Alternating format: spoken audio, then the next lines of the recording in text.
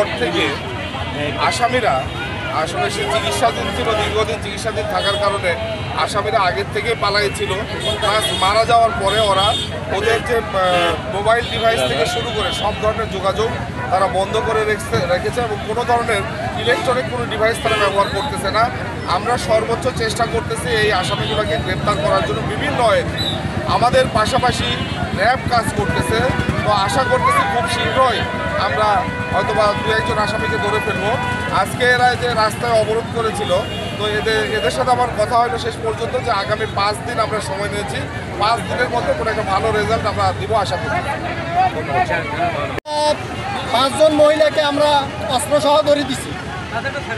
তারা ওই অস্ত্রটা ফায়ার করছে, ওইগুলো এমটি কেসের ছবি আমাদের কাছে আছে এবং ওইগুলো আমরা এই এএসপি মুস্তফা স্যারের নেতৃত্বে ওনারা ওই ঘরে অভিযান করছে।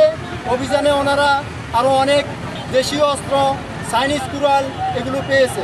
কিন্তু তার মধ্যে ওদের নামে একটা অস্ত্র, ওই যা তাদের মহিলাগুলোর নামে একটা অস্ত্র মামলা নাই। তাদের পুরুষগুলো যেরকম সন্ত্রাসী, তাদের মহিলাগুলো, স্ত্রী, মেয়ে, এরা আরও বড় সন্ত্রাসী এবং তারা আলামিন হত্যাকাণ্ডের মধ্যে তারা বিভিন্ন জিনিস দিয়ে সহায়তা করছে। তা আমরা যে মহিলাগুলোকে এই পুলিশের হাতে জনগণ, এই বাধাকান্দির জনগণে ওনাদের হাতে দিছে, অনতিবিলম্বে আমরা তাদেরও গ্রেপ্তার দাবি করছি। হত্যা মামলা না হলেও তাদেরকে কমপক্ষে অস্ত্র এনে তারা যে মানুষকে ভয় দেখাইছে অস্ত্র দিয়ে ফায়ার করে, সেই দাবি জানাচ্ছি আমরা আপনাদের মাধ্যমে। সে পাবলিক গানের লাইসেন্স করা ছিল ওই যে যারা আসামি তাদের দাদাদের নাম। তো সেই জিনিসটা আমরা নিয়ে আসছি, আমরা জিডি করছি প্রপার ওয়েতে। তার যে প্রসেস আছে আমরা ডিসি স্যারের কাছে যাচাই বাছাই করে তার ব্যবস্থা আমরা নিব। যদি লাইসেন্স না থাকে এই ব্যবস্থাটা ডিসি স্যারে নেবে, তারা লাইসেন্স বাতিল করবে না। আর মহিলাদের ব্যাপারে যেটা বলতেছে, আসলে এজাহারে ওই মহিলাদের যেগুলো ওনারা তুলে দিয়েছিল গাড়িতে, এজাহারে তাদের নাম নাই এবং ঘটনার সাথে সম্পৃক্ততার বিষয়ে তাদের ইয়েটা আমরা প্রাথমিকভাবে পাইনি।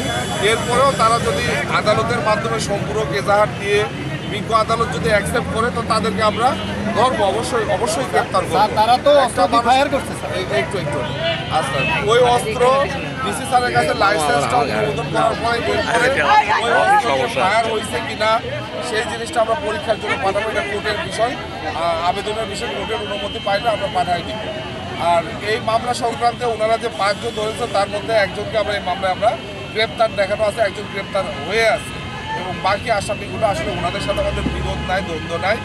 আমরা সর্বোচ্চ চেষ্টা করতেছি, কোনো পুলিশ অফিসার তার চেষ্টার ত্রুটি করেন, একজন হত্যা হয়েছে, একজন খুন হয়েছে নির্মমভাবে, অবশ্যই আমাদের সর্বোচ্চ চেষ্টা আছে। এখানে আমাদের দুর্বলতার কোনো কিছু নাই, আমরা চেষ্টা করতেছি খুব শীঘ্রই ভালো একটা রেজাল্ট আমরা দেবো। ধন্যবাদ।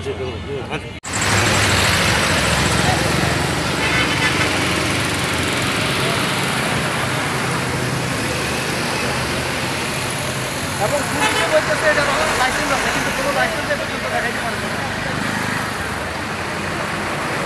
এটা আপনারা একটু তদন্ত করে দেখতে পারেন যে অস্ত্রটার লাইসেন্স আছে না থাকলেও তাদের মহিলারা এটা বাইরে করতে পারে না।